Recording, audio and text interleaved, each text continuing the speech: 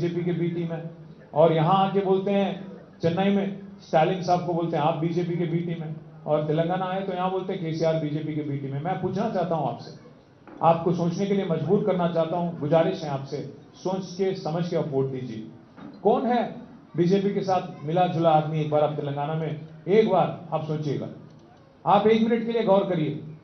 राहुल बाबा है ऊपर, राहुल गांधी साहब हमारे बेचारे चीखते हैं, चिल्लाते हैं, मोहब्बत की दुकान बोलते हैं, हर दिन पुकारते रहते हैं मोहब्बत की दुकान, मोहब्बत की दुकान, नफरत का बाजार, मोहब्बत की दुकान, ये बोलते रहते हैं हर दिन। जब बीजेपी के राज्यों में, बीजेपी के रियासत के राज्य हैं जो जैसे उत्तर प्रदेश है, अगर वहां बुलडोजर चलता है, राहुल बाबा बड़े परेशान हो जाते हैं, बोलने लगते हैं कि ये तो नफरत का बाजार है, मोहब्बत का दुकान चाहिए, बुलडोजर राज नहीं चाहिए। मैं पूछना चाहता हूं राहुल बाबा से, क्या है आपको हैदराबाद में जितने बुलडोजर चल रहे नहीं दिख रहे आपको?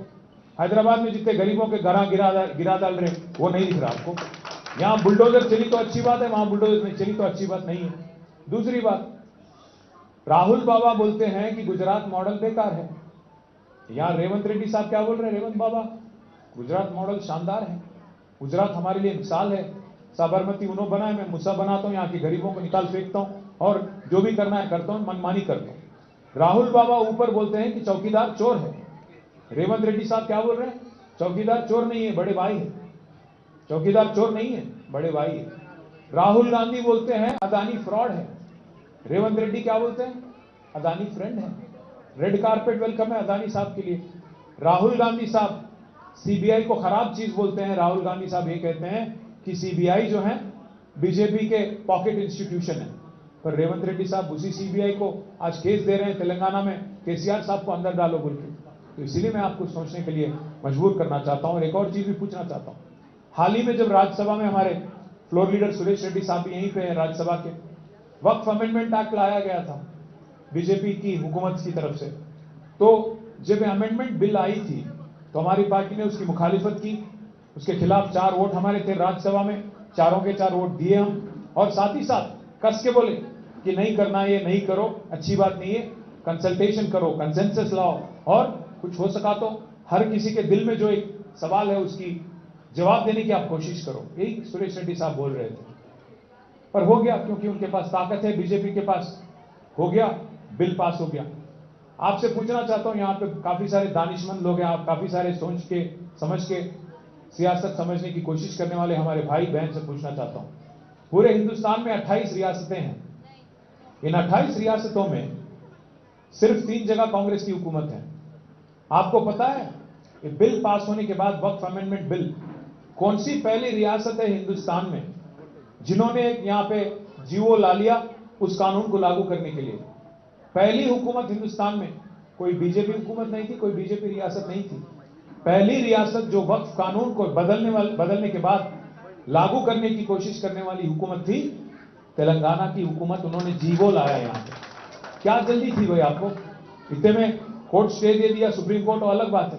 क्या जल्दी थी आपको कि आपकी पार्टी वहां इतराज करती है, आपकी पार्टी मुखालिफत करती है दिल्ली में पार्लियामेंट में, पर यहां के जो लीडर है, यहां के जो चीफ मिनिस्टर है, जल्दबाजी में जीवो निकाल दिए, जल्द ही जल्द इंप्लीमेंट करने की कोशिश कर रहे थे। मैं बस इतना ही पूछना चाहता हूं आपसे, ये आदमी कांग्रेस का है या बीजेपी का है? एक और चीज आप सोचिए, 1 साल पहले 27 सितंबर को एक छापा मारती है ईडी तेलंगाना रेवेन्यू मिनिस्टर के घर पे। 1 साल पहले 27 सितंबर 2024 रेड होता है। जिस दिन रेड होता है तेलंगाना में रेवेन्यू मिनिस्टर के घर पे, 2 दिन रेड चला। टीवी वाले ब्रेकिंग न्यूज डाल रहे थे कि अंदर नोट गिनने के मशीन जा रहे हैं, भाई इतने सारे पैसे है बोल के। आज 1 साल से ज्यादा हो गया, ना ईडी मुंह खोल रही, ना मिनिस्टर मुंह खोल रहा। क्या हुआ? ईडी एक कांग्रेस मिनिस्टर पे रेड मारती, कुछ नहीं निकलता बाहर। क्या बरामद हुआ, केस बनाना है नहीं बनाना है, क्या मिले, कौन चोर है, कितना पकड़ा गया, कुछ नहीं। 1 साल हो गया। मैं कम से कम अभी तक 10 बार पूछा, प्रेस में पूछा, सोशल मीडिया में पूछा कि भाई कम से कम, उन्होंने ही बता रहे, आप तो बता दो क्या मिला क्या नहीं मिला। अब वही ईडी मेरे को बुला के 8-8 घंटे बिठाती, कुछ खस के बोलो अगर मोदी साहब के खिलाफ, 8-8 घंटे 10-10 घंटे तुम्हारे को अंदर डालते, ये करते वो करते, डराते धमकाते, बहुत कुछ करते। आपसे गुजारिश है, यहां की जो हुकूमत है ये कांग्रेस की हुकूमत नहीं है, यहां की जो हुकूमत है, मिली जुली सरकार है, बीजेपी और कांग्रेस की जॉइंट वेंचर गवर्नमेंट चल रही है यहां पे। आप देखिएगा, एक बीजेपी एमपी है यहां पे, सीएम रमेश साहब, उनको 1350 करोड़ का कॉन्ट्रैक्ट दिया जाता है कांग्रेस की हुकूमत में। ये मुमकिन है क्या? अगर आपकी मदद नहीं, तो एक बीजेपी के एमपी साहब जो 10 साल से यहां एक भी काम नहीं कर रहे थे, उनको आज रेवंत रेड्डी साहब 1350 करोड़ का काम दे रहे हैं। क्यों दे रहे हैं? क्योंकि रेवंत रेड्डी साहब के साले साहब को मोदी साहब ने 1100 करोड़ का काम दिया अमृत स्कीम में। तो बड़े मियां तो क्या बोलते हैं उसको, बड़े मियां सुभान अल्लाह, तो छोटे मियां आज माशाअल्लाह, वो हालत है आज तेलंगाना में। आप देखिएगा जरूर, ऊपर बड़ा मोदी है, यहां पे छोटा मोदी है, फर्क कुछ नहीं है, दोनों की फितरत एक ही है। 2 साल हो गए, 2 साल हो गए हुकूमत बनके। आज तारीख में पहली हुकूमत ऐसी है तेलंगाना में कांग्रेस की, जहां आपका मुसलमान कोई एक नुमाइंदा नहीं है यहां पे, ना कोई एमएलए है, ना कोई एमएलसी है, वजीर तो है ही नहीं। 2 साल।